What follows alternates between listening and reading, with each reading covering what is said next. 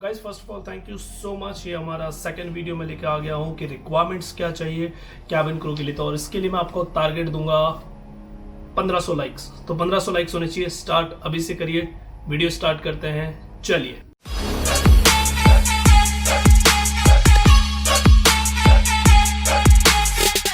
तो गाइज जो रिक्वायरमेंट है उस रिक्वायरमेंट्स को मैंने 3 पार्ट में डिवाइड किया है। पहली रिक्वायरमेंट है वो है फिजिकल रिक्वायरमेंट, और जो सेकंड रिक्वायरमेंट है वो है डॉक्यूमेंटेशन रिक्वायरमेंट, और जो तीसरी रिक्वायरमेंट को मैंने रखा हो वो है आपका एजुकेशनल रिक्वायरमेंट।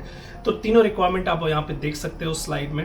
अब मैं आपको स्टेप बाय स्टेप बताऊंगा और आपको समझाने की कोशिश करूंगा कि आपको कैसे कैसे क्या क्या रिक्वायरमेंट्स हैं, और अगर आपके पास वो रिक्वायरमेंट्स फुलफिल कर सकते हैं या ऑलरेडी फुलफिल है तो आप गुड टू गो, आप जा सकते हो, जॉब कभी भी अप्लाई कर सकते हो। तो पहले रिक्वायरमेंट्स पे चलते हैं, वो है फिजिकल रिक्वायरमेंट्स। जी हाँ, इस रिक्वायरमेंट की यहाँ पे बहुत ज़रूरत होती है फिजिकल, और मैं कहूँगा fitness is the key of this job. तो इस जॉब के लिए आपकी फिटनेस होना बहुत ज़रूरी है।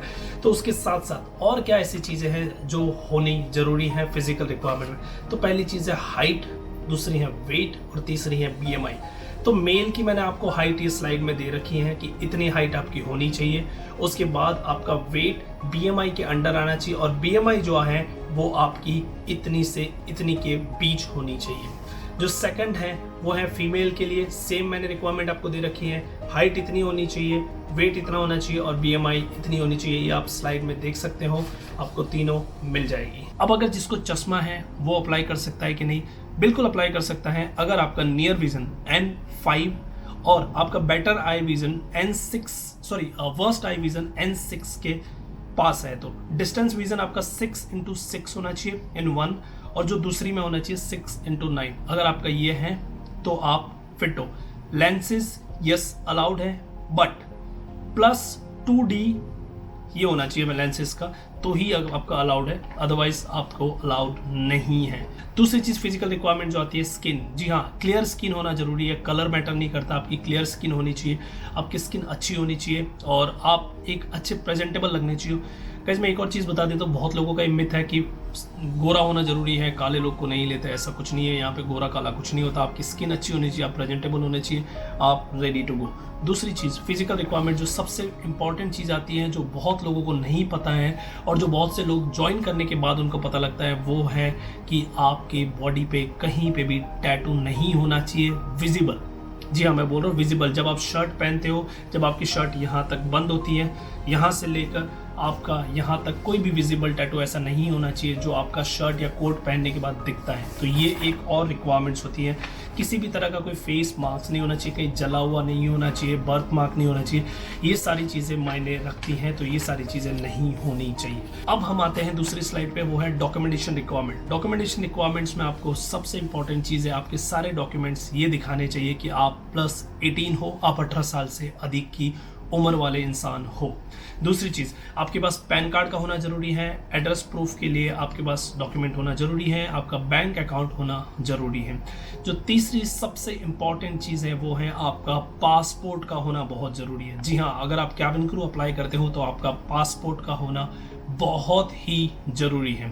जो चौथी चीज़ है वो है आपके खिलाफ कोई पुलिस केस नहीं होना चाहिए, आपके खिलाफ कोई पेंडिंग केस भी नहीं होना चाहिए, आपके खिलाफ किसी भी कोर्ट में मुकदमा नहीं चलता होना चाहिए, या फिर किसी भी तरह का कोई क्रिमिनल रिकॉर्ड्स नहीं होना चाहिए। बिकॉज अगर ये सारा चीज़ नहीं होगा तभी आपको एक NOC मिलेगा, और उसी NOC की बेस पे आपका एयरपोर्ट एंट्री पास, जिसको हम AEP बोलते हैं, वो बनेगा।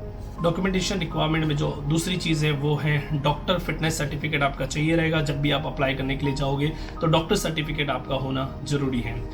जो छठी चीज़ है वो है आपके पास वैलिड एज प्रूफ होना ज़रूरी है कि आप इस एज के हो आपके। और जो लोग गांव से बिलोंग करते हैं या वहाँ से, तो मैं आपको बता देता हूँ आपका राशन कार्ड का होना भी ज़रूरी है। बिकॉज आपके फ्री टिकट्स होती है, उसमें फैमिली के नाम होते हैं, वो राशन कार्ड में ही होते हैं, तो वो होना भी बहुत ज़रूरी है। एजुकेशन रिक्वायरमेंट्स क्या चाहिए, क्या एजुकेशन आपकी होनी चाहिए, तो वो मैं आपको बता देता हूँ। आपका 12th प्लस का सर्टिफिकेट होना ज़रूरी है, जिसके अंदर डिसेंट मार्क्स होने चाहिए। मैं ये नहीं बोलता हूँ कि बहुत अच्छे मार्क्स होने चाहिए, बट डिसेंट मार्क्स होने जरूरी है। अगर आप ग्रेजुएट हो तो वेल एंड गुड, आपका ग्रेजुएशन का सर्टिफिकेट जरूरी है। अगर आपने कोई एडिशनल कोर्स कर रखा है तो आपका एडिशनल कोर्स का भी होना बहुत ज़रूरी है।